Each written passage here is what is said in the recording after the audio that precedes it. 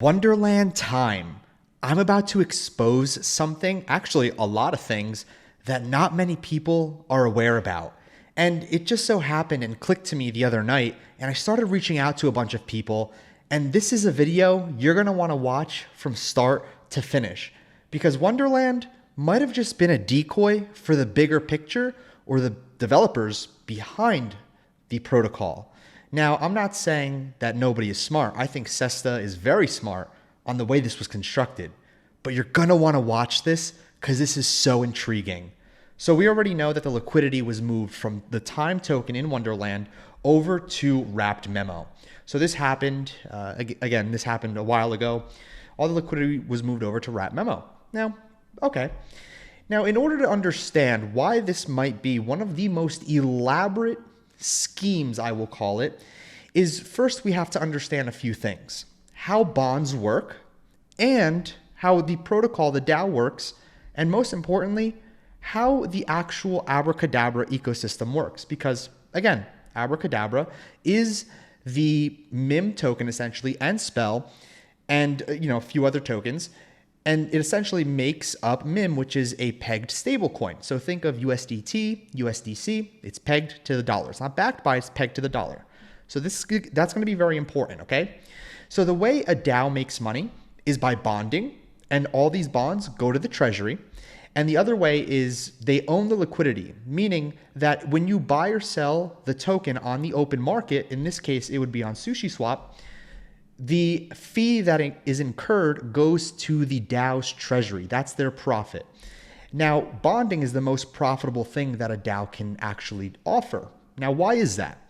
Is because essentially the bonds, how they work is a percentage of every bond. The native token that is bonded is going to a developer wallet, so an admin wallet. So let's just theoretically say we're going to take MIM, okay? Because this is going to be very important. MIM, we can see, had $133 million worth in bonds purchased. Now, let's just take for simplicity, 10%, okay? 10% would be the profit for the protocol owner. Again, very simple numbers. Now, let's just say, 50,000 wrap memo were minted with $133 million for simplicity purposes. So that means 10% of 50,000 that have been minted or bonded in this case with the with MIM means that 50,000, 10% is 5,000. Now that 5,000 tokens, the wrap memo that was bonded, that goes to the developer's wallet. Now the developer has this, and who's the developers here? It was Sifu and Sesta, and maybe some other characters. However, we know Sesta and Sifu. So let's just assume 5,000 wrap memo tokens are now going to their wallets. But here's the thing. If that's their profit, if they dump, it's going to crash the price, right? It's going to affect everybody. So why is this important? Is because rather than selling the actual token, the wrap memo, it's very interesting. We can see that the most bonded, right, in regards to purchases, had MIM either in the pool or it was a single bond. For example, MIM, single bond, was $133 million used to bond wrap memo. In this case, time MIM, right? Then we have wrap memo MIM. So even though wrap memo MIM is lower because it came way later after time, we can see that time MIM, 87 million and 133 million from MIM. So let's just kind of take $250 million that was used. So let's say out of $250 million, after all of the wrap memo was minted, 10% of all of them might have theoretically equated to, let's just say, 10,000 wrap memo tokens, okay? Just for simplicity purposes. That was their 10% profit from the $250 million minted, all right? Now, yes, the individuals who participated in the bonds, they do get their token that is, promised to them at a certain price. That doesn't change. So here's what's interesting, right? Is that we have the developers, Sesta, Sifu, who are getting a percentage of the bonds. And remember, bonds are the most profitable thing you can do, but you can't sell. And why can't you sell? Because you'll crash the price. So there's really no point of mass selling your tokens, or it looks like a soft rug. So it's interesting that rather than using something like DAI or USDT, USDC to bond, SESTA decided to use abracadabra money, the stablecoin of MIM.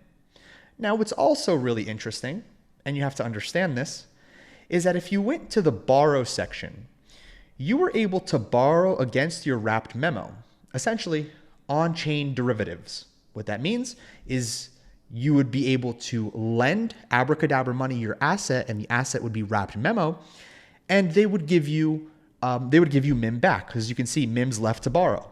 So this was a strategy that people used. They would get their wrap memo, they would lend it to abracadabra money, and abracadabra would give them more MIM. Then people would go back to Wonderland and bond with their MIM or buy it on the open market. So it was just like this infinite loop, right?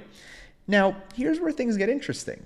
Remember I said dumping doesn't really make sense. So if you're the protocol owner, and this, by the way, goes into the treasury, all of this stables that you can see right here, 133, this is around 43.5 because it's a one-to-one pair. This is also around 6.5 because it's a one-to-one pair. So let's just say that we round this to 200 million is liquid in MIM tokens available in the treasury. Abracadabra could essentially reach into that treasury and just say, hey, let us use your wrap memo and, basically give it to us and we'll give you MIM in return. And so, however, if wrap memo goes to a certain price and it capitulates, it keeps going down, if it hits a certain price, you lose your wrap memo. That's it. Your wrap memo is gone. So you have two options, right? What you can do is you can repay, you can give the MIM back and you'll get your wrapped memo back, and that's pretty simple. Or you get liquidated, right? So as a owner of the protocol, rather than dumping and selling, what you would do is you would borrow against your wrapped memo in order to get a stable coin. But it gets really interesting here because that's not just it. Because technically speaking, Magic Internet Money isn't like a USDC, definitely not as big as USDT. Oh, Tether. Interesting. Why do we talk about Tether? Well, let's actually head over to Twitter. Now, I want to introduce you to a friend named Paolo, Pump It Paolo. Just so happens that he's the CTO, right, of BitFinex and the CTO of Tether. And let's just take a look at what Tether's been up to these days. Well, 15 hours ago, looks like $1 billion was just minted in the treasury from the Tether treasury. Printed, period. So this man has the power to print money, literally. He's like the Fed. But it's rather interesting because let's see who we have as mutual followers. Daniele Sesta. It's going to be important, okay? Now this is interesting. We can see that it was outed that Sesta was exposed as BitFinex and Tether's club member, an insider. Interesting. They seem like friends, right? Maybe one of them told the other how to create a stablecoin. Who knows? That entrusted a convicted criminal, Sifu, with hundreds of millions of dollars. Well, this is really interesting that there's a club, essentially, of these stablecoins. Because, hey, what does it matter if you create your own stablecoin, but it's useless if you can't cash out for real money? Interesting dynamic. So essentially, people are buying your token via bonds, and you get a percentage of every single token minted. But if you sell, it dumps the price, and you look like a rugger, right? It looks like you're rug pulling. Rather, you create your own on-chain derivatives.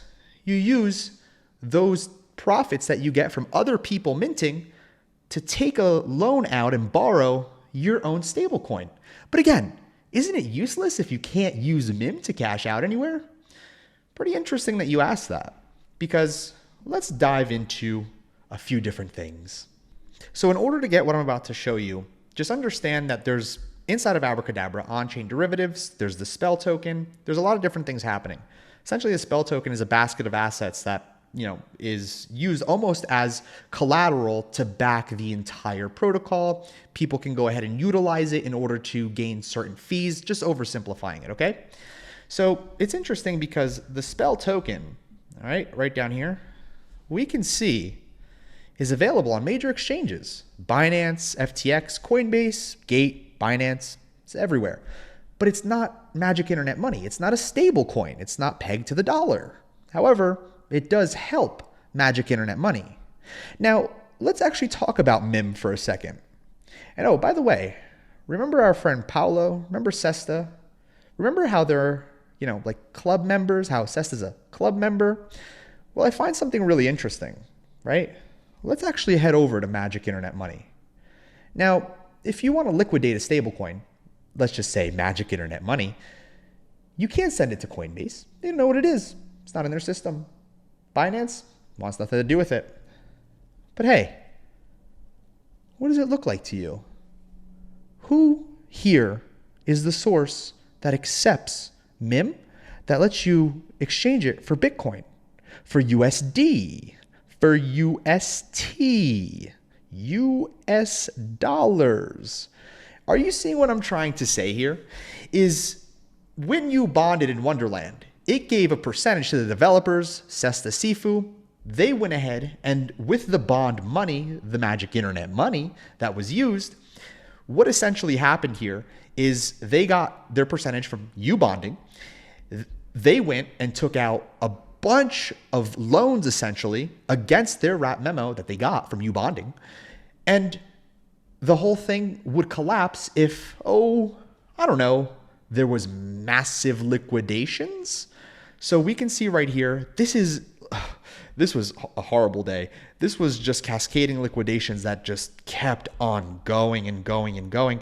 And we can see how much wrapped memo, and we can also see the liquidation price of this wrap memo and how much of the loan was repaid. This isn't 10,000, 50,000. We're talking 300,000. And obviously the 50,000s are here. And a little smaller, maybe, what is this? 436,000. Math, not my strong suit. But hey, really, you could have just simply gone ahead and taken this money out from borrowing it against other people bonding and cashed out because you are friends with somebody who's an insider. Interesting. Now, I'm not saying this was a scam. It's just interesting how this all worked and how this ecosystem was built. Again, me saying that it's not a scam, I'm going to get a lot of hate for saying that. I don't think that this was made with malintention. I do believe that this ecosystem could have thrived very well. There is still a lot of momentum there, but it's just very interesting to see that there was a lot more in the background that was going on than what met the eye essentially. So as we can remember, the liquidations were really bad, really, really bad. And we can see all the liquidations that happened over here. But just remember that when it comes to a DAO, especially when it comes to on-chain derivatives, that's where Wonderland really went wrong. Not the fact that they can cash out MIM because they're in a club with a number 8 in volume exchange. No, it's about the fact that the derivatives is really what made the house of cards crumble.